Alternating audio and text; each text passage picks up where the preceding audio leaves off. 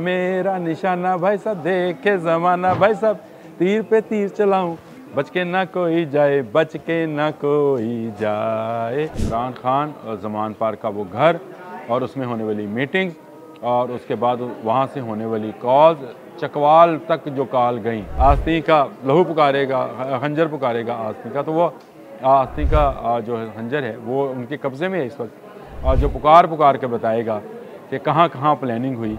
एक बात की मुझे आज हैरानगी तो नहीं हुई, क्योंकि हैरानगी तो उस बात पर होती है जो कभी कभार होती है। एक मरतबा फिर एतजाज़ एहसन केस हार गए। बिस्मिल्लाहिर्रहमानिर्रहीम, अस्सलाम वालेकुम। बोलते कालम के साथ मैं आमिर रज़ा खान, और मेरा निशाना भाई साहब देखे ज़माना भाई साहब, तीर पे तीर चलाऊं बच के ना कोई जाए, बच के ना कोई जाए।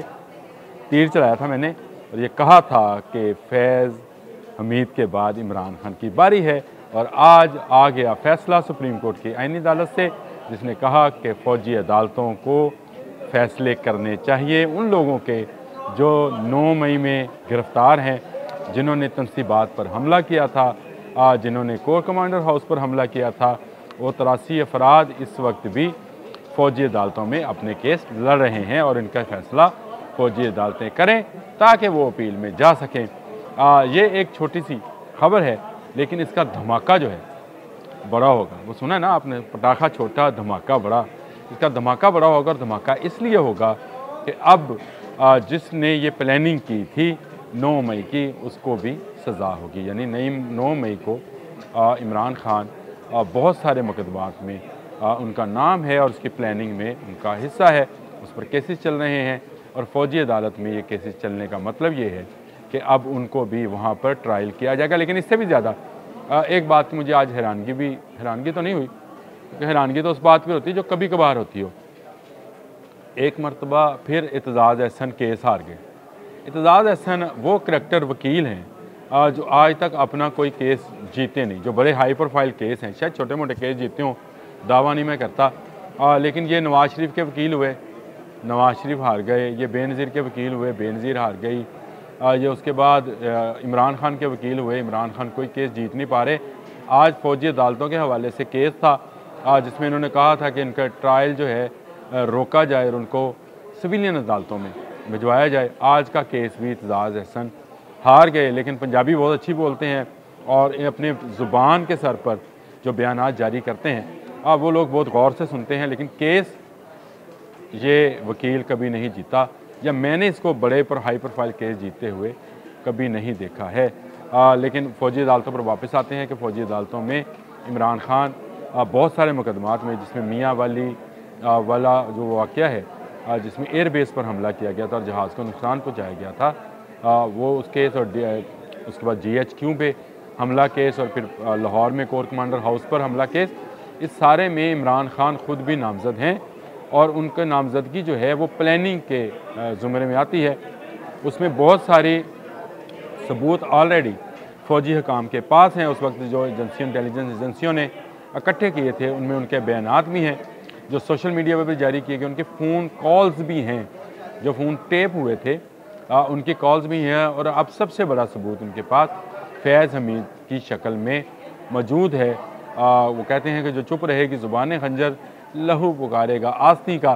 तो वो आस्तीन का सांप तो मैं नहीं कहूँगा, सांप कहना चाहिए, नहीं सांप नहीं, आस्तीन का लहू पुकारेगा, खंजर पुकारेगा आस्तीन का। तो वो आस्तीन का जो खंजर है वो उनके कब्ज़े में है इस वक्त, जो पुकार के बताएगा कि कहाँ कहाँ प्लानिंग हुई, किसकी इंस्ट्रक्शंस थी कि अगर मुझे गिरफ़्तार किया गया तो कहाँ कहाँ पर हमला आवर होना है। ये सब लोग जो 83-85 जो लोग इस वक्त फ़ौज की तहमील में हैं, जिनमें मुकदमात चलेंगे, इनके सारे मुकदमात सिविलियन कोर्ट में सज़ा के बाद अपील में चले जाएंगे। लेकिन जो इनका सरगना है, जिसने ये सारी प्लानिंग की, जिसने फ़ौज और आवाम को आमने सामने लाकर सिविल वार और गद्दारी जैसी कोशिश की, उसका अंजाम क्या होगा। जी हाँ, इमरान खान और ज़मान पार का वो घर और उसमें होने वाली मीटिंग्स और उसके बाद वहाँ से होने वाली कॉल्स, चकवाल तक जो कॉल गई, आया ना मज़ा।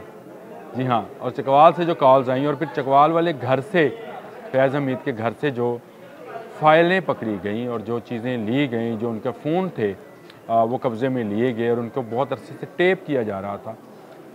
ज़राए बता रहे हैं जी, शायद ना किया जाता हो, हमें क्या।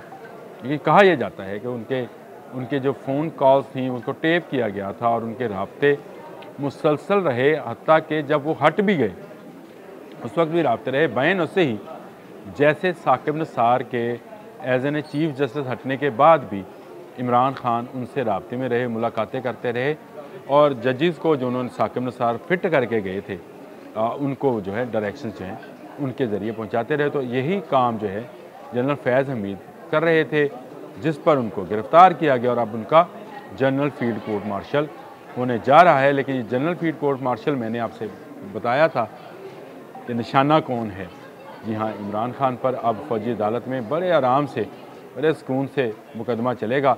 आज आने वाला आईनी अदालत का फ़ैसला जो है इसको अब कोई चैलेंज नहीं कर सकता, मासवाए कौमी असम्बली और सेनेट के, कि जहाँ पर इसको दोबारा से हटाया जाए, इस आईनी अदालत को ख़त्म किया जाए, आइन में से इसको हज़फ किया जाए, तो ये फ़ैसला वापस हो सकता है। अगर ये फ़ैसला आईनी अदालत दे दिया है, यानी दे दिया है, तो उसके बाद उसको वापसी मुश्किल है। आज जो आर्गूमेंट्स हुए उसमें भी यही बातें की गई और जस्टिस मंतोखैल ने बड़ी खूबसूरत बातें की। उन्होंने कहा कि जब एक फ़ौजी जो है वो जाता है तो एक डिसिप्लिन के अंदर जाता है और उसी डिसिप्लिन के अंदर जो है उसको रहना होता है। इसीलिए ये भी मिसाल दी कि हज़रत उमर ने अलहदा फ़ौजी छावनी बनाने का जो है कंसेप्ट दिया था ताकि इनको पब्लिक से दूर रखा जाए। लेकिन अगर पब्लिक घुस जाए फ़ौजी इलाकों के अंदर और तोड़ फोड़ करे और टीवी तोड़े और नारे लगाए और सालन उठा के लाए, मोर उठा के लाए, चोरी करे, वहाँ से अंडे और पेंटें लहराए फ़ौज की, तो मुझे बताएं कौन सी रियासत, कौन सी हुकूमत, कौन सी फ़ौज जो है ये बर्दाश्त कर सकती है। मैंने कल कहा था कि ये सारे का सारा, बल्कि परसों कहा था, कल तो मैंने दोबारा रिपीट की थी ये बात कि इमरान खान के गिरद घेरा बहुत जल्दी और तेज़ी के साथ तंग होता चला जा रहा है, डिप्रेशन में है बहुत ज़्यादा। इसीलिए उनकी अपनी पार्टी के अंदर भी जो है आपको एक बड़ी रिफ्ट जो है वो नज़र आती है। हामिद अली ख़ान जो वकील हैं और जो किस ज़माने में सेक्रेटरी जनरल भी थे, उनका बयान भी पढ़ें कि बहुत जल्दबाजी में फ़ैसले किए जा रहे हैं सिविल नाफरमानी के, बहुत जल्दबाजी में फ़ैसले किए जा रहे हैं मुज़ाकरात के। ये मुज़ाकरात, इसको मज़ाकरात पढ़िएगा, यानी मजाक है। अब मिन्नतें और तरले किए जा रहे हैं और कहा जा रहा है कि हमारे साथ मुज़ाकरात करें, हुकूमत तैयार नहीं हो रही। कभी ये पहाड़ पे बैठे थे और कहते थे जी हम हुकूमत से मुज़ाकरात नहीं करेंगे, हम उनसे करेंगे जो बहुत पावरफुल हैं और सारे इख्तियार उनके पास हैं। अब इनको पता चलेगा कि इख्तियार किन के पास है। हुकूमत सियासी है, गो समझा ये जाता है कि इख्तियारात किसी और के पास हैं, लेकिन इस वक्त इख्तियारात असम्बली के पास है। 26वीं आइनी तरमीम मंजूर हो चुकी है, आइनी अदालत बन चुकी है। आज आइनी अदालत ने फ़ौजी अदालतों को फ़ैसला सुनाने का कह दिया है। फ़ैसले सुनाए जाएंगे और ये केसेस जो हैं इसके बाद वापस उन अदालतों में जाएंगे जिनको सिविलियंस अदालतें कहती हैं। लेकिन एक दफ़ा सज़ा हो जाए तो उसको ख़त्म करना मुश्किल होता है। आज के लिए इतना ही। अल्लाह।